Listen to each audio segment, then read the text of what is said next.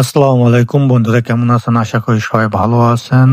বাংলাদেশ জামায়াতে ইসলামী ডাকে জাতীয় আ সমাবেশ ঐতিহাসিক সোহরাওয়ার্দী উদ্যানে ভাষণ দিতে গিয়ে আমিরে জামাত মঞ্চে লুটিয়ে পড়ে। সে সম্পর্কে বিস্তারিত আলোচনা করব আজকের ভিডিওতে। এজন্য ধৈর্য সহকারে পুরো ভিডিওটি দেখবেন। ভালো লাগলে লাইক দিবেন, শেয়ার করবেন। বন্ধুদের মধ্যে অবশ্যই চ্যানেলটি সাবস্ক্রাইব করে অল নোটিফিকেশনে ক্লিক করবেন এবং ফেসবুক থেকে যারা দেখছেন পেজটি ফলো করে পাশে থাকবেন পরবর্তী নতুন নতুন ব্লগ বা নিউজ ভিডিও পাওয়ার জন্য। তো বন্ধুরা, আমরা চলে যাচ্ছি মূল আলোচনায়।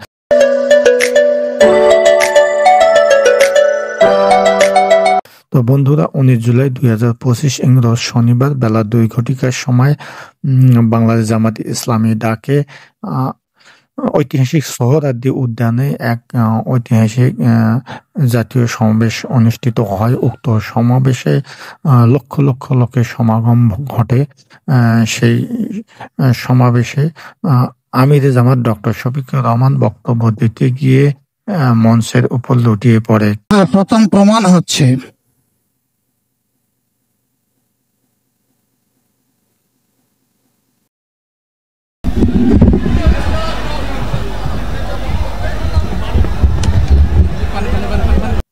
সে জ্ঞান ফিরে আবার বক্তব্য দেয়। সে বক্তব্য আল্লাহ তাআলার শুকরিয়া আদায় করি আবার আপনাদের সামনে দাঁড়াতে পেরেছি।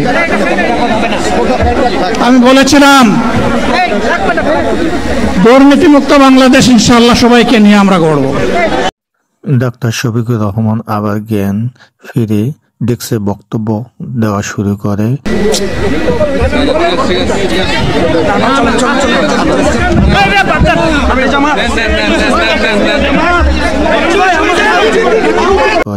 কিন্তু কিছুক্ষণ পর আবার সে অজ্ঞান হয়ে পড়ার মতো হয়, কিন্তু পরবর্তীতে তাকে আবার বাকি বক্তব্য বসিয়ে দিতে হয়।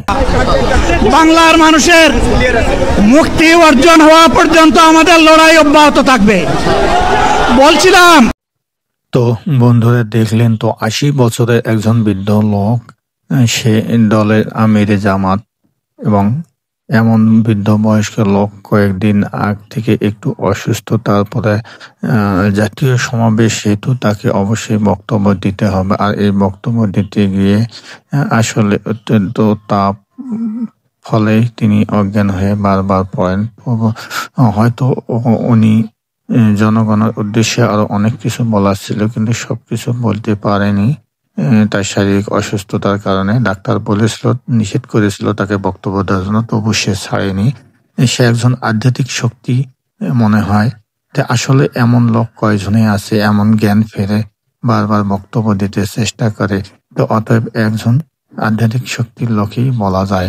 তো বন্ধুরা, দেখলেন তো ভিডিওটি ভালো লাগলে অবশ্যই একটা লাইক দেবেন আর বন্ধু বান্ধবদের মধ্যে শেয়ার করতে ভুলবেন না। সেই সঙ্গে আমাদের ভিডিও এবং আমাদের চ্যানেল সম্পর্কে যদি কোনো প্রশ্ন থাকে অবশ্যই কমেন্ট সেকশনে লিখে জানাবেন এবং সেই সঙ্গে বা আমাদের চ্যানেলটি সাবস্ক্রাইব করেন। অবশ্যই চ্যানেলটি সাবস্ক্রাইব করে অল নোটিফিকেশনে ক্লিক করবেন এবং ফেসবুক থেকে যারা দেখছেন পেজটি ফলো করবেন। তো বন্ধুরা, আজ এই পর্যন্ত। সেই প্রত্যাশা সবাই ভালো থাকবেন, সুন্দর থাকবেন, সুস্থ থাকবেন। আল্লাহ হাফেজ।